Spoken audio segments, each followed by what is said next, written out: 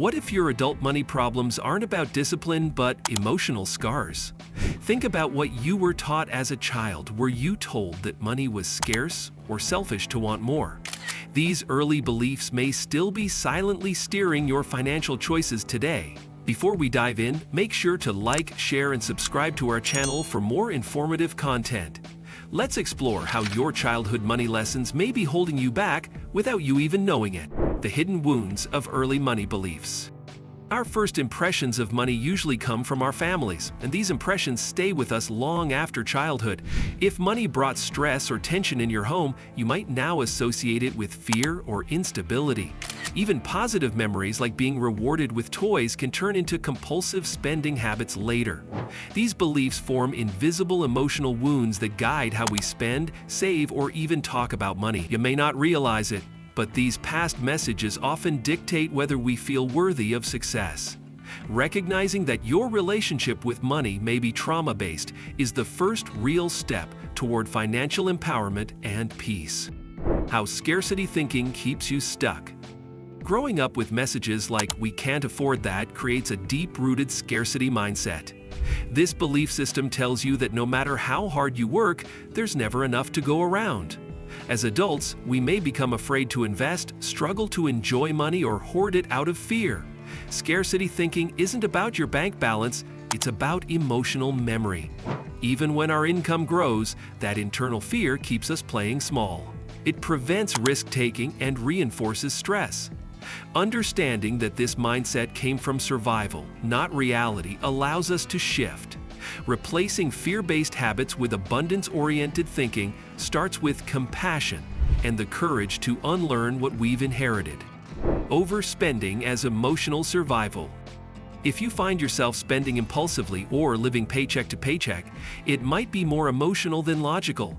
Many who overspend had chaotic or emotionally absent homes, where money was tied to love or comfort.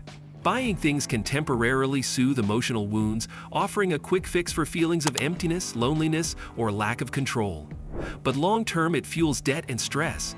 This isn't about being irresponsible, it's about unmet emotional needs trying to find expression. Once you understand that overspending is a coping mechanism, you can start addressing the deeper issue.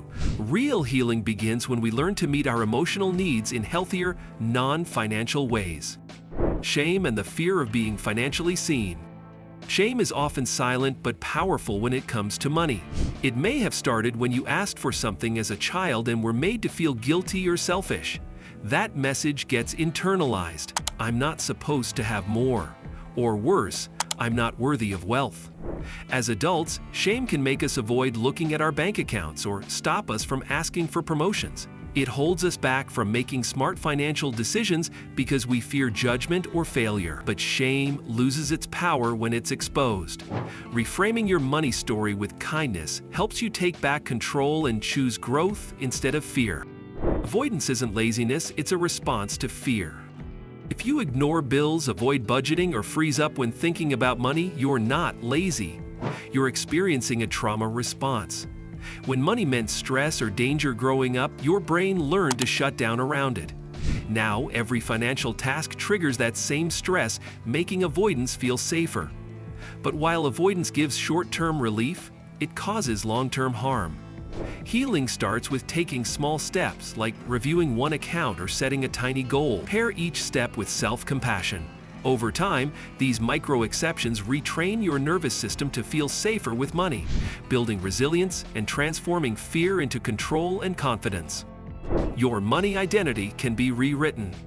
We often internalize financial roles early, whether it's being the broke one, the spender, or not good with money. These labels may have come from our family's financial struggles or from comments made in passing. Over time, they become part of our identity, shaping our self-worth and choices. But identities are not set in stone. You can challenge these roles by asking, "Who taught me this?" And "Is it still true today?" When you consciously redefine yourself as someone capable, worthy, and resourceful, your behavior begins to follow. Your past gave you a script, but you hold the pen to rewrite your financial future. Breaking generational money patterns with awareness. Without realizing it, we often pass down the same limiting beliefs we learned as children. Maybe you tell your kids money doesn't grow on trees, or hide financial struggles like your parents did. These cycles repeat until we become aware enough to stop them. Awareness is the first step to change. By teaching children about budgeting with patience or involving them in financial discussions, you model healthier money habits. You don't have to be perfect, just intentional. Your efforts to repair your own financial mindset not only help you heal, but also give your children the chance to grow up financially empowered and emotionally secure. When success triggers guilt toward your parents. For many people from modest backgrounds, doing better than their parents financially can bring unexpected guilt. You might feel like you're leaving them behind, being disloyal, or even selfish. This guilt often leads to overgiving, self-sabotage, or shrinking your success to maintain family harmony. But success is not betrayal, it's evolution. Honoring your parents' sacrifices doesn't mean you must carry their struggles forever. You can respect your roots while also embracing your growth. Balancing gratitude with healthy boundaries allows you to thrive without guilt. Remember, the best way to honor the past is by building a better future, and you're allowed to do that with pride. Self-awareness as the foundation for healing. Healing financial trauma begins with asking tough but necessary questions. What did I learn about money growing up? How did my family's behavior around finances shape my own? These reflections help uncover the root causes of your financial habits. It's not about blaming your parents, it's about understanding how past experiences influence today's decisions.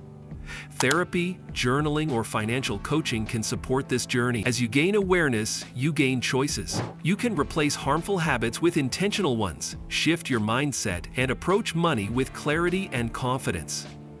The more you understand your money story, the more power you have to change the ending. Start building the future you deserve. Recognizing the emotional roots of your money struggles gives you the power to make meaningful change. From this point forward, every financial decision can reflect your values, not your past wounds. Set new goals that inspire you, build a plan that supports your peace, and surround yourself with tools and people who uplift your journey. Affirm that you're worthy of stability, wealth, and growth. Whether it's budgeting with intention, learning to invest, or just checking your bank balance without anxiety, every small act is a win. You don't need to be perfect, just persistent. Your future is unwritten, and now you're the one holding the pen. Financial trauma from childhood can quietly limit your growth, but it doesn't have to define your journey. With self-awareness, compassion, and intentional action, you can break free from the past and build a future aligned with your true potential. Your healing matters, and every small step counts. If you found this video helpful and informative, please hit the like button, subscribe to our channel, and share your thoughts in comment section below. Thank you.